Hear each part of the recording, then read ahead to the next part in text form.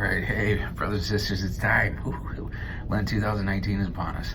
And what I'm going to do is, what I'm going to do here in a few of these videos, I'm going to walk you through the packet that we've got and just how we like to do Lent.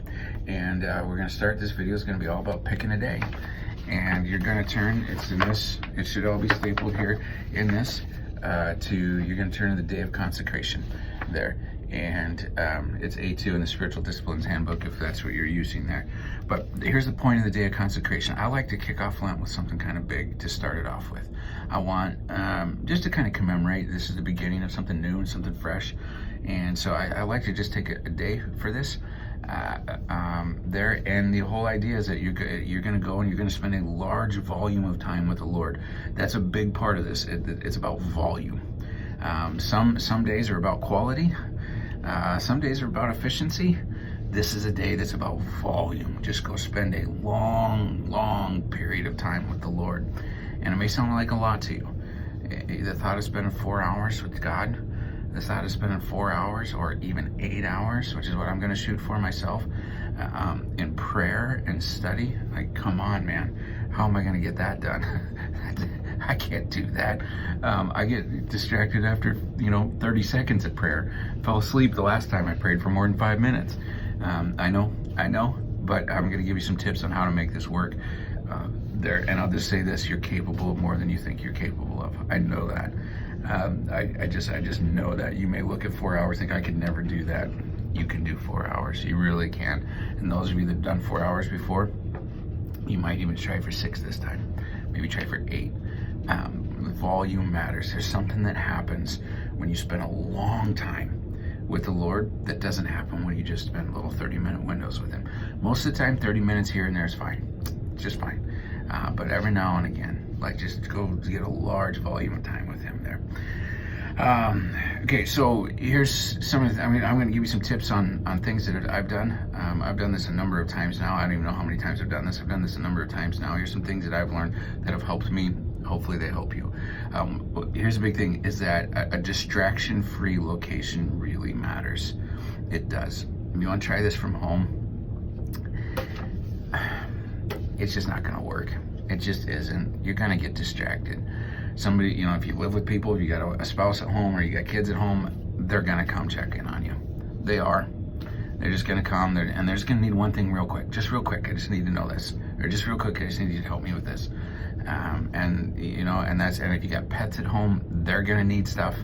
I'm just saying, and then you just walk in from the office to the bathroom. You're going to walk past a pile of stuff that's going to remind you, like, oh, yeah, I forgot. I got to do it. I'm just going to take care of that real quick. And then, and then the next thing you know, you got 43 things on your mind that have nothing to do with the consecration. You just get away and just go away from home and go be with the Lord. I recommend highly nature. I know it's kind of cold and snowy right now. Put on a snowsuit. You'd be surprised how much cold you can handle. But there, get out in the mountains, go down by the river, go to a park, something like that would be great. Or you can use the churches. Both Confluence and Cul-de-sac Church are going to be available for this there. And so Confluence folks, you don't need a key. We got a keyless entry there. And if you let me know which day you're coming, I can turn the heat on for you.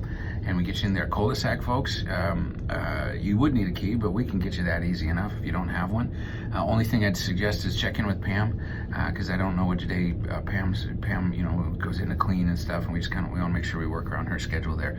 But other than that, those two churches, they're free, they're available, and that's a great place to go. It's distraction-free, it's climate-controlled. There's a bathroom and a kitchen and a microwave and all that stuff right there. Those are pretty good places to go. And then I also encourage you on that day to lose your phone. Just lose it. You're going to get texts. You're going to be tempted to just like, I'm just going to look on Facebook real quick. And next thing you know, 43 minutes later, you're watching cat videos on YouTube there. And so, but just a distraction-free location really will be to your advantage. I usually go up into the mountains for this day. I'm not going to be able to this year, but that's usually what I do there. But you could also, honestly, I think you could also, I've done this one. Yeah, I've done this one once or twice, is coffee shops. I'll start it, like Starbucks in Lewiston. and then I'll run over to Starbucks in Clarkston, and then I'll go to, and that works too. That can be, and then sometimes I use the libraries. There's a lot of public libraries. You can go to the public libraries, and there you don't feel compelled to buy a beverage, so it can be cheaper there. But those are great places to go to.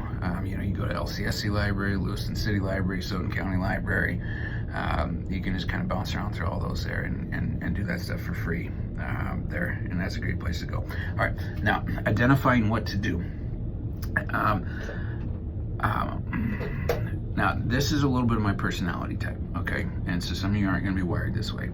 My personality type, I do really well showing up to these things without a plan. Usually, here's what I do: is I'll sit down, I will open my Bible to the table of contents, and I will just say, okay, God, what do you want me to read today? And I will read through the books, and when one of them pops for me, I'll go read that book. And and then if I finish that book, I'll go to the table of contents again and say, all right, I need another book. And I'll do it that way. I try not to go with an agenda. I try to just I try to go with the mentality of, I assume, God, you want to meet with me today, and that you've got something for me, and I'm just going to trust you to get me there. And that's kind of what I do. So, but you bring your Bible, and Bible is key on this. You're going to want to be spending a lot of time in that Bible. I also encourage you to bring a journal. I have a journal that's actually dedicated just to Lent. I only use it during Lent. It's kind of neat to go back and look at. I like to go back and read what God was teaching me in the Lents of years prior, and journal what you're learning, what you're reading. Now, some of you aren't journalers, and you say, I don't like to journal, and I'll just tell you this: I don't either.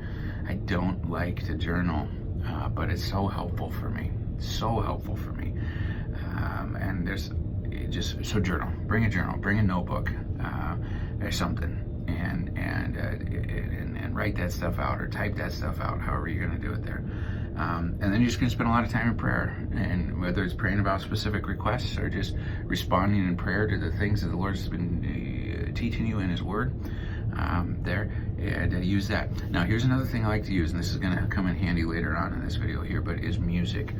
Bring a way to play music. That can be really helpful. I know I told you to lose the phone, but at the same time, you can stream music pretty easily through your phone, right, for free. Most phones, if not all phones, you have the capacity to turn it on Do Not Disturb, which means you're not going to get text messages, and you're still going to be able to use it to stream worship music through Pandora. Or bring a CD, or whatever it is you want to do there. Okay, now this is the key part. This is probably one of the most important parts of this whole video. On this day of consecration is what to do when the fatigue sets in, because I promise you the fatigue will set in. There's going to come a point where your brain, where your heart just can't handle anymore. You're exhausted. It's just like, I can't do this anymore. I guarantee you're going to reach that spot. And this is where I want you to learn something. Learn the difference between I need to quit and I need to rest. Those are two totally different things. When I first started doing this, what would happen is I'd be at it for like an hour, if that long, and I just feel like my brain was just going to explode. Like I literally can't put anything else in it. And so what I would do at that point is like, well, what am I supposed to do? My brain's full, and I just quit. And I've learned this. I've learned now that the trick is to, when my brain gets full, recognize, okay, here's what I need to do: is I need to change things up. I need to let those muscles relax a little bit, let the burn go away a little bit from all that thinking, and do something else. And this is where. And this is where what I find really helpful is to just go for a walk. That's honestly, it's pretty simple, and that's usually what works for me. Is if I'm out in the mountains, what I'm going to do is I'll just walk, and I'll find a stump. I'll sit on the stump, and I'll read my Bible and pray. When my brain gets full, throw my Bible back in my backpack, and I'll hike until I feel like my brain's not full anymore. Find another stump, sit down, rinse and repeat. if I were to do this at one of the churches, which I've done, I'd walk around the neighborhood, you know, and if you don't feel safe doing that, you know, maybe some of you ladies don't feel safe doing that, just walk a few laps around the church. Cul-de-sac, you can do that loop through the fellowship hall, into the auditorium, down the hallways, and just walk for a while. You know, Confluence, you walk back and forth from one end of the building to the other. But you know, just walk until your brain gets to where you can, like, you know, in maybe 5 minutes, 10 minutes, it might be 30 minutes. But just go for a walk there. This is also where music can come in handy, where you can, I'm just going to shift things into music there. And those of you that have spiritual discipline books, this is where grab onto the, I should have brought my spiritual discipline book down with me, but there's some music related ones in there. Grab onto one of those spiritual disciplines and just use music and just enjoy the music and just sing along with it and enjoy it until you feel like your brain's ready to handle some more scripture, and then get back at it again. Get back at it again. There. So, and this is where I find it really helpful to set a time. And the time that you're setting, it's not a maximum time, but a minimum. And so I think the way that I'm going to do it this Thursday, I'm going to set a minimum time of 6 hours and a maximum time of 8 hours. I can tell you kind of where I'm at personally. I'm going to have a hard time getting to my 6 hours this time. And so that's where I just set a minimum time. I can't quit before the 6 hours is up. That makes a big difference. If you just tell yourself, like, oh, I want to get to 4 hours, and then you get like an hour and a half in, and you're like, that's close enough. No, don't do that. Don't do that. Set a minimum time. So if you're going to set a mark of like, I want to hit 4 hours, then set a minimum time of 3 hours. It's like, no matter what, I don't give myself permission to leave until I've spent 3 hours doing it, at least 3 hours, but I'd love to hit 4 hours if I could. If you're going to be shooting for 8 hours, then like, I'm not leaving until I hit at least 6 hours there, but I'd love to hit 8 hours if I could. But anyways, just set the timer, set a minimum amount of time there, and that's I find that truly helpful there. So anyway, there you have it. I know it was like a 12-minute video, 13-minute video explaining the day of consecration, but I wanted to give you some tips. This is going to be a hard day. If you've never done something like this before, this is going to be a hard day for you. It really is. But it's going to be a good day, and it's going to be a worthwhile day. Because not only will you benefit from this day, but I think you're going to learn some things that are going to help you on future days when you desire to do something like this. All right, blessings, and be watching for the other videos.